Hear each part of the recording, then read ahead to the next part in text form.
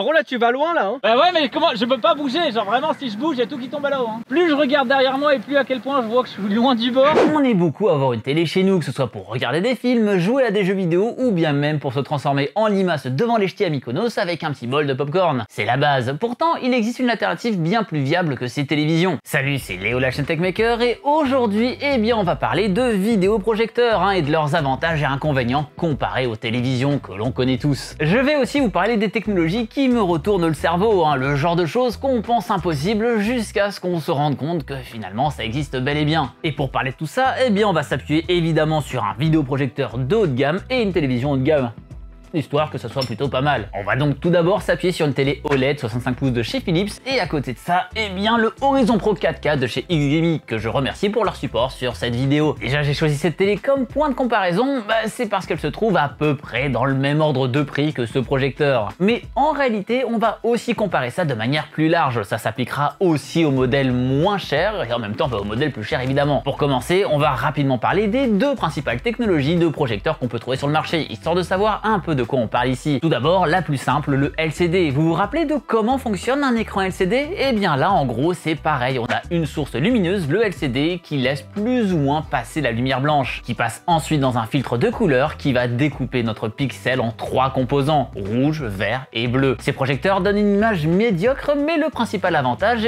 c'est que c'est pas cher finalement. Là où ça devient plus intéressant, c'est sur le tri LCD. Rien de bien compliqué non plus ici. On a toujours notre source de lumière qui va être séparée entre ces 3 composantes grâce à un machin de ce style. Chacune des 3 composantes va passer ensuite à travers un LCD différent et à ce moment-là, on a donc 3 images, une toute rouge, une toute verte et une toute bleue. Il ne reste plus qu'à faire passer ces images avec un composant optique et voilà, on a une image complète. Mais pourquoi s'embêter autant finalement? Eh bien tout simplement parce que ça permet d'avoir une image nettement plus intéressante qu'avec le LCD classique. Les couleurs sont bien meilleures, les contrastes aussi, mais en même temps, malheureusement le prix monte évidemment. Et en général, sur tous les petits modèles que vous voyez en publicité sur TikTok, ça va être cette technologie-là en LCD basique qui sera utilisée. Maintenant, on va parler de la seconde grande famille de projecteurs, les DLP, comme celui qui est utilisé ici. D'un point de vue technologique, c'est clairement ça le plus intéressant. Je dis pas que c'est forcément toujours mieux que le LCD, mais seulement que leur fonctionnement est quand même beaucoup plus fou. On a toujours notre source de lumière ici, mais elle va passer par ce qu'on appelle une roue chromatique. Concrètement, c'est juste un disque qui tourne très vite dans lequel il y a des trous avec des filtres de couleur. Quand c'est le trou avec un filtre bleu qui est devant la source de lumière, eh bien alors l'image projetée est intégralement bleue. Ça veut donc dire qu'en réalité, l'image qu'on voit n'est pas réelle, mais uniquement due à la persistance rétinienne, car si on pouvait prendre finalement une photo à un instant très précis, on ne verrait qu'une seule couleur. D'ailleurs, finalement on peut, et ça donne ça, mais vous le verrez jamais à l'œil. Et on voit bien que les couleurs se suivent. Ce qui est fou dans cette technologie, par contre, c'est pas la roue chromatique, c'est ce qui se trouve derrière. Car après tout, comment on va bien pouvoir masquer cette lumière pour ne la laisser passer que sur les pixels qui sont vraiment allumés? Avec un LCD, ce serait trop facile. Non, ici on va prendre une puce d'à peine 1 cm de diagonale, qu'on fout 2,5 millions de miroirs dessus, des tout petits, et qu'on trouve ensuite un moyen de faire bouger ces miroirs pour qu'ils reflètent ou non la lumière vers la sortie. Et oui, c'est complètement dingue, mais c'est pourtant comme ça que ça fonctionne. Ça s'appelle un DMD pour Digital Micro Mirror Device, et on va en reparler un peu plus tard quand on parlera du Horizon Pro. Mais vous allez voir que ça ne s'arrête pas là. Pour ce qui est des avantages de cette technologie, on a déjà un meilleur noir, on n'a pas non plus de fuite de LCD, mais on a aussi de meilleures couleurs et de contrastes avec moins d'effets de grille comparé au LCD. En gros, on a beaucoup moins d'écart entre les pixels. Pour ce qui est des inconvénients, on a principalement l'existence d'un possible effet arc-en-ciel qui est plus ou moins visible selon les modèles, mais aussi selon les personnes. En gros, si vous bougez vite vos yeux pendant qu'un texte blanc est affiché à l'écran par exemple, eh bien vous pouvez parfois voir les couleurs se séparer légèrement, ce qui peut être assez dérangeant, il est vrai. Une des solutions à ça, c'est de faire tourner la roue chromatique plus vite, et ce qui fait que les couleurs, elles seront beaucoup plus proches les unes des autres dans le temps. Le problème, c'est que cette roue qui tourne,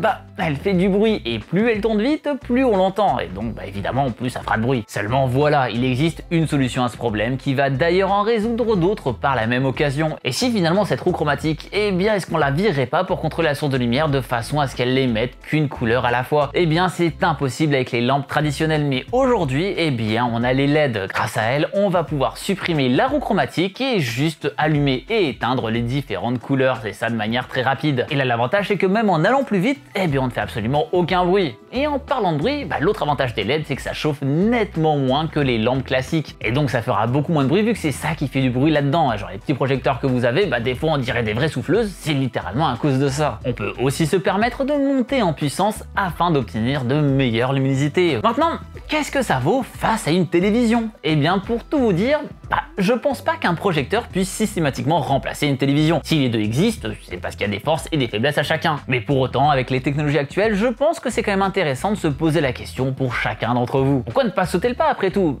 Déjà, on a le prix. Un projecteur correct, c'est minimum 500 €. Vous allez me dire, une bonne télévision, c'est pas donné non plus, c'est vrai. Mais pour moi, il vaut mieux avoir une télévision médiocre qu'un projecteur médiocre. Parce qu'un projecteur médiocre, ça va forcément faire du bruit. En dessous de ce prix, vous n'aurez probablement même pas du Full HD. La luminosité sera telle qu'il sera impossible de voir quoi que ce soit de façon correcte sans fermer tous les volets et d'être dans le noir complet. Et j'ai aussi oublié, mais dans un projecteur, il n'y a pas de décodeur TNT. Donc si c'est votre truc, il faudra en brancher un à part. Mais bon, aujourd'hui, la majorité des opérateurs internet fournissent déjà de quoi regarder la télévision. Donc bon, qui regarde encore la télé avec son antenne au-dessus de sa maison en 2021? Pas grand monde, je pense. Maintenant, passons quand même aux raisons d'avoir un projecteur à la place de sa télé. Pour moi, il y a quand même 3 raisons principales. La première, c'est probablement celle qui va intéresser le plus de monde. C'est la taille de la projection. Parce qu'avec un truc comme ça, vous voulez un écran de 200 pouces, il suffit de demander. Au plus on va l'éloigner, au plus l'image est grande. Le cinéma à la maison, mais en mieux parce que vous n'avez pas 20 connards pour gueuler Eren Yeager au début du film. Et puis, qui n'a jamais rêvé de brancher sa console sur un écran de 7 mètres de diagonale? La seconde raison, c'est le côté esthétique.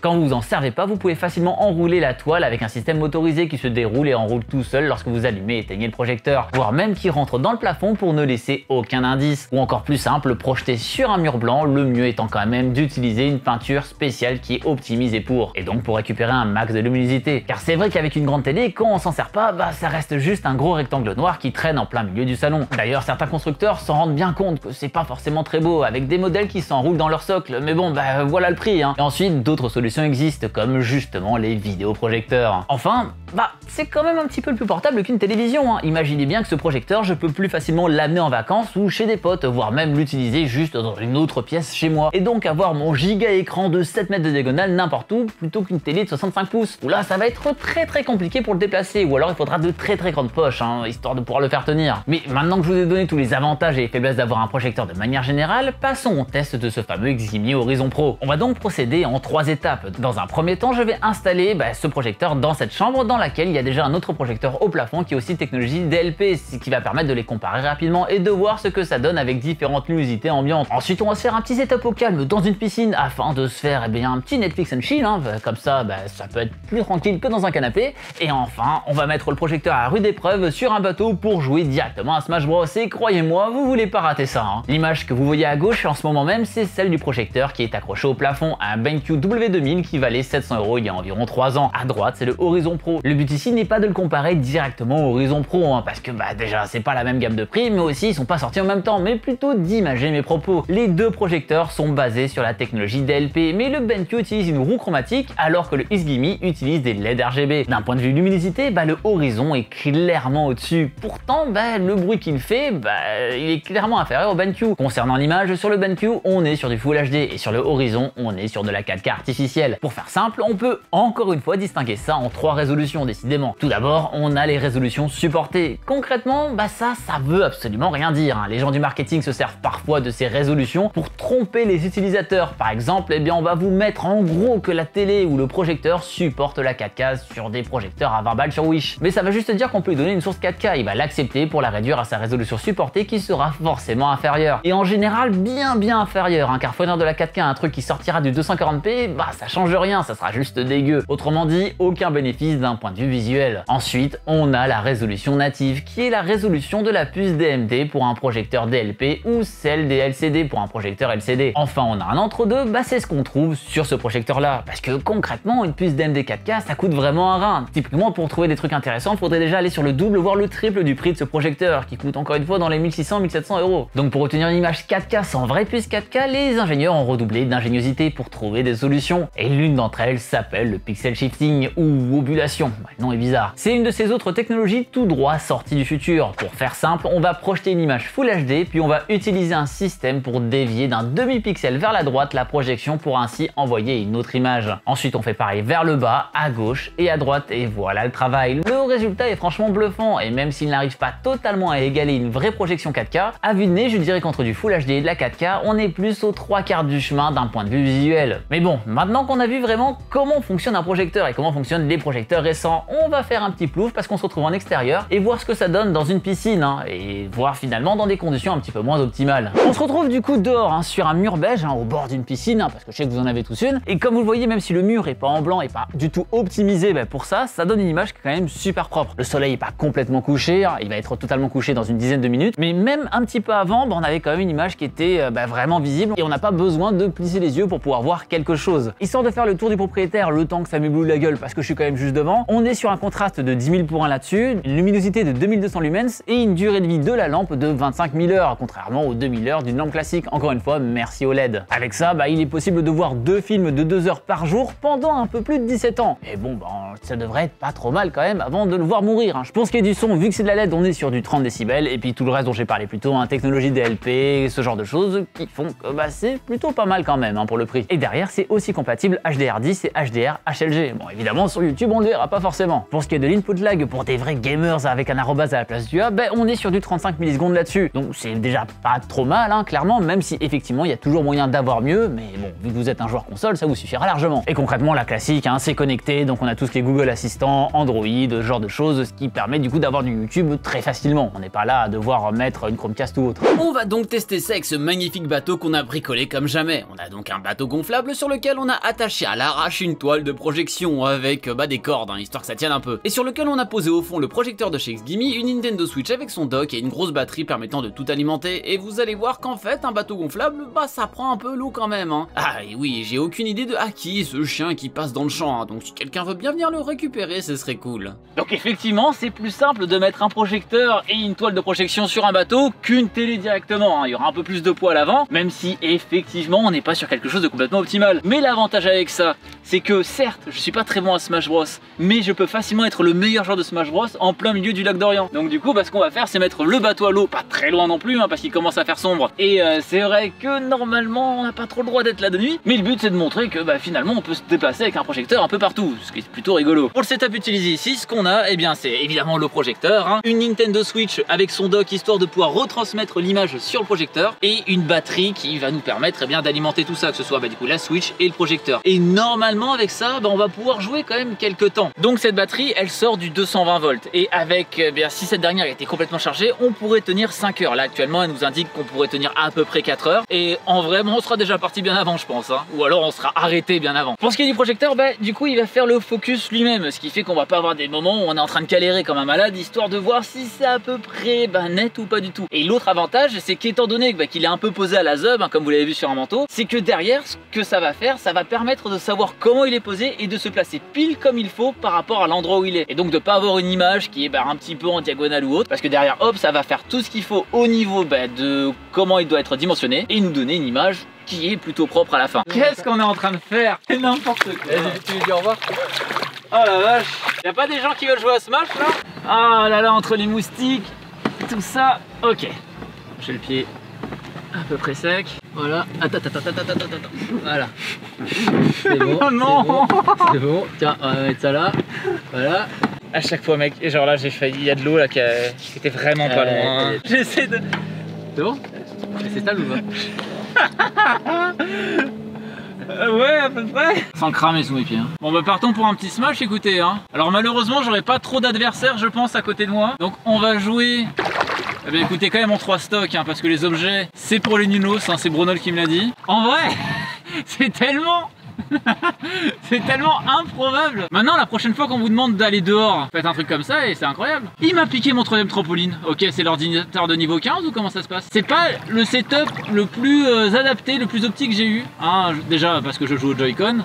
Et c'est non, en fait, il ne faut pas faire ça. Mais le truc, c'est que...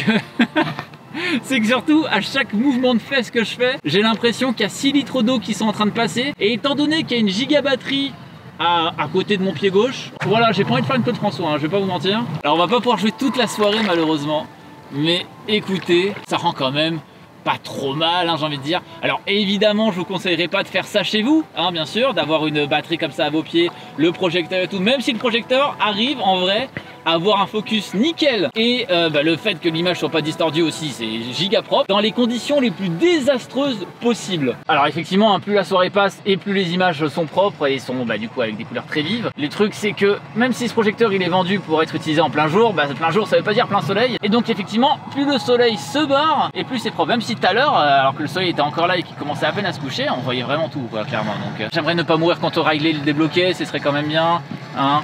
Eh ben non, je l'ai pas débloqué, c'est terrible, je suis le pire joueur. En tout cas, ce que ça veut dire, c'est qu'il y a carrément moyen de voir quelque chose en plein milieu du salon avec ce projecteur sans avoir à fermer les volets. Vu que dans ces conditions ça marche, il n'y a aucune raison que dans des conditions classiques ça ne marche pas. Mais en tout cas voilà, j'espère que cette vidéo sur ce projecteur qu'on a vraiment testé dans les pires conditions vous aura plu. Comme ça vous voyez qu'il marche dans les pires et sûrement dans les meilleurs aussi. Si ça vous a plu, si vous aimez les petits risques qu'on prend pour ce genre de test, n'hésitez pas à nous le dire dans les commentaires et à mettre un petit pouce bleu de l'amour, hein, ça fait toujours plaisir. Mais voilà, n'hésitez pas non plus à partager la vidéo à tous vos potes qui veulent finalement avoir un nouvel écran, que ce soit une télé ou un nouveau projecteur, parce que c'est un choix qui est carrément viable. Et bien sûr, le plus important, si ce n'est pas déjà fait, et pour peut-être faire des tournois de Smash Bros en plein milieu du lac d'Orient, sait-on jamais, abonnez-vous à la chaîne en cliquant sur le logo qui a apparu quelque part sur l'écran. Je vais rien montrer, histoire de pas tomber à la flotte avec tout le matos. C'était Léo de la chaîne Techmaker, ne refaites jamais ce qu'on vient de faire, c'était une très mauvaise idée, et surtout, quand même, n'arrêtez jamais d'apprendre. C'est ridicule, hein.